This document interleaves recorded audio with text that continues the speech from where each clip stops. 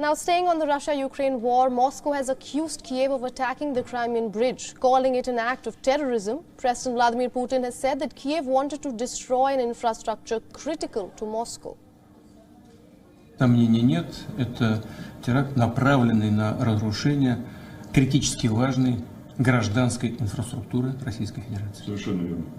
И авторы, исполнители, заказчики спецслужбы Украины.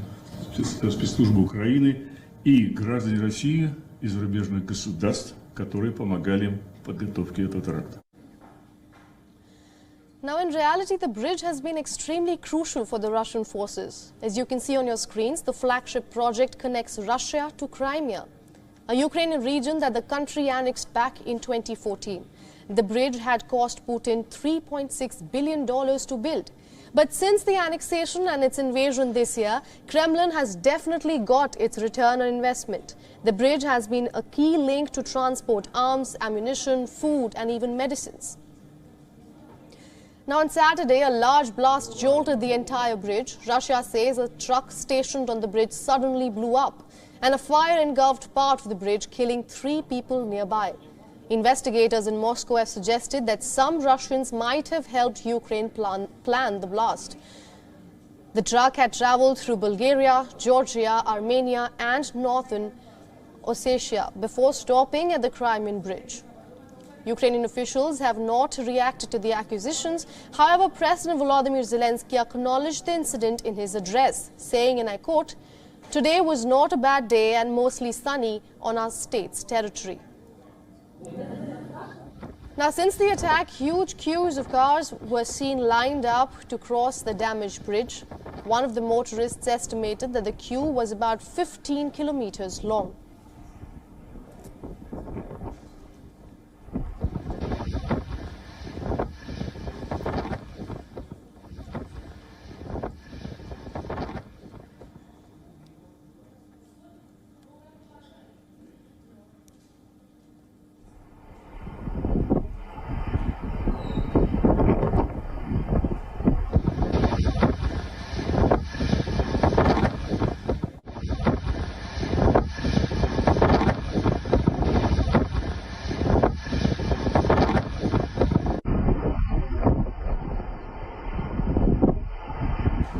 Now, for those of you who are just joining in, just hours before, multiple explosions were heard across Ukraine, especially in the capital city of Kiev and nearby Lviv and Dnipro. A series of explosions left at least 5 people dead in Kiev alone. An advisor to Ukraine's Minister of Internal Affairs says that these casualties are people who were either out on a walk or driving in the city. At least 12 people have been reportedly injured until now, but the officials say that the death toll is likely to rise. Witnesses on ground can confirm that these explosions have been much more central than Russian strikes earlier in the war. The first attack reportedly took place around 8:15 a.m. local time. And the latest is that the mayor of Lviv has confirmed that parts of the city are out of electricity. This after the city's electricity grid came under attack. The visuals that we are getting in from Kiev show that injured people were lying on the ground just moments after the attack. Rescue workers have already reached the spot and are currently helping with the restoration work. Ukraine's President Volodymyr Zelensky has already reacted, and he has said, and I quote, "They are trying to destroy us and wipe us off the face of the earth." He also said that the air raid sirens will not abate as rockets continue to strike the Ukrainian capital.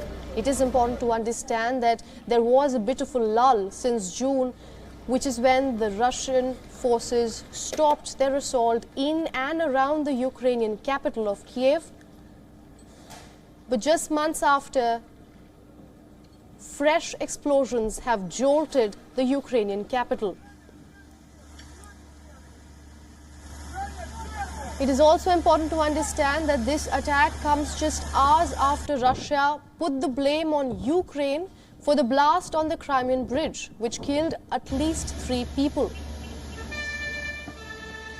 Vladimir Putin called it an act of terrorism, and he said that Kiev purposely wanted to destroy an infrastructure critical to Moscow. The bridge in question here joins Crimea and Russia. Remember, Crimea is a region that was annexed by Russia back in 2014, and since then Russian forces have held their ground. The bridge has been extremely crucial for the Russian forces to transfer arms, ammunition, food and medicines. Elements absolutely crucial for any war.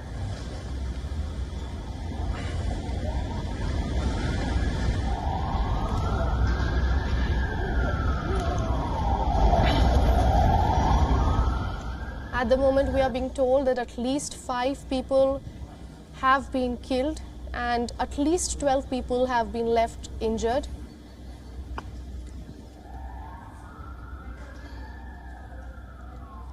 Large craters have formed in the streets of Kiev as multiple missiles hit the Ukrainian capital.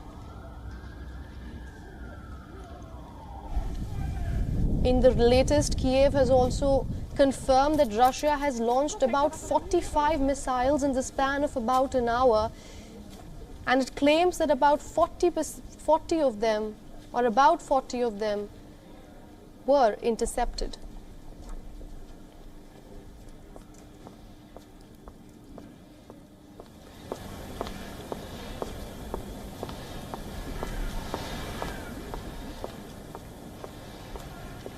Now, for those of you who are just joining in, we are getting harrowing visuals from Kiev. At least 5 people have been killed and 12 injured.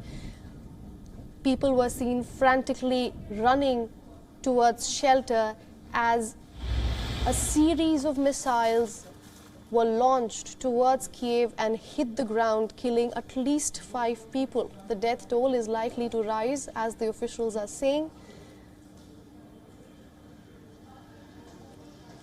And witnesses on ground are saying that the missiles hit central to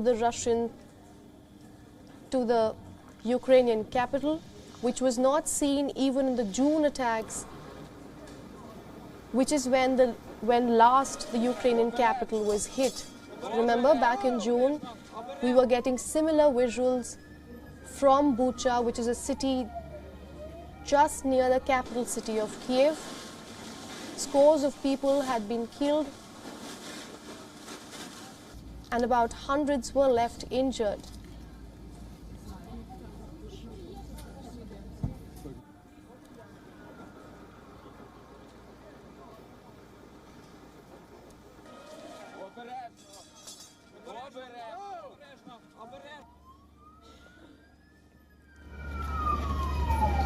Just earlier in the broadcast, we were joined by a defense expert from Riga, and he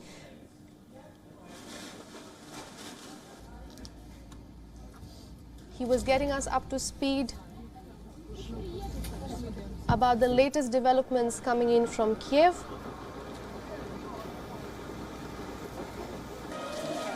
And now for more on this, we are also being joined by Olena Trigab. She is the Secretary General of Independent Defense Anti-Corruption Committee. Welcome to the broadcast. Hello, good afternoon. Now, Kiev says that Russia has launched about 75 missiles in the span of about 1 hour. What details are you getting in from the ground? Well, it is clearly the largest missile attack on Ukraine since the beginning of this war. Not only those missiles were launched, but also the drones, Iranian drones, kamikaze drones are being used right now. And it's clearly the act of desperation on the part of Russia. It's the act of terrorism. And Ukrainians demand that Russia is recognized as a terrorist state, and that countries that are part of United Nations, part of nuclear clubs such as India, they should do some preemptive measures to punish Russia for what is going on today in Ukraine. This is an escalation. This is a terrorist attack, essentially. This is what Russia is doing to scare the Ukrainian civilian population, to basically break the resistance of Ukrainians. Right now, we are being told that the Lviv mayor has just confirmed that parts of the city are without electricity. He has also said that hot water is not available at the moment. Now, last we checked, it was 8 degrees in Lviv. Can you explain to our viewers what this disruption means for the residents? Well, plan of Russia is to attack our electricity grids, to attack also like fuel facilities, so that Ukraine has no electricity and no heating. Luckily, right now, it's a warm season. So Ukraine should be able to recover those facilities, but this strategy of Russia is definitely its element of genocide, because they are trying to hit civilian population. If people don't have electricity, they cannot have surgeries, they cannot have basic things. So of course, such acts of aggression, they should not be tolerated. Right now, we were joined by another guest just earlier in the broadcast, and he had said that Russia is running out of missiles. So like the course of the war is kind of uncertain. But I want to ask you about Ukraine. What is Kiev looking for from the West now in the wake of the fresh attacks? Ukraine needs to receive superior air defense capabilities. Ukraine has been asking for them. Right now, Ukraine uses to the max what we have. We were able to intercept more than 50% of those missiles. But it's not enough. Ukraine also needs to receive from the West punishment, reaction for what is happening right now on the ground, to receive those things that were blocked before, like fighter jets, like ATACMS, like tanks, modern tanks. All these things were not given to Ukraine, because the West said that it would escalate Russia. But only weakness and deterrence on the part of the West helps Russia to escalate, because Russia does not need any reason for escalation.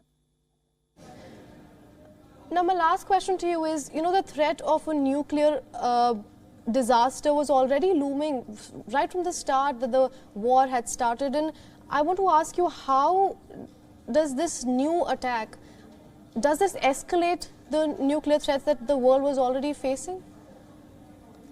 It will escalate the nuclear attack if the world right now, including India, that is part of nuclear club, ignores this current escalation. If the world right now does not respond properly to Russia, the rise of nuclear attack will rise.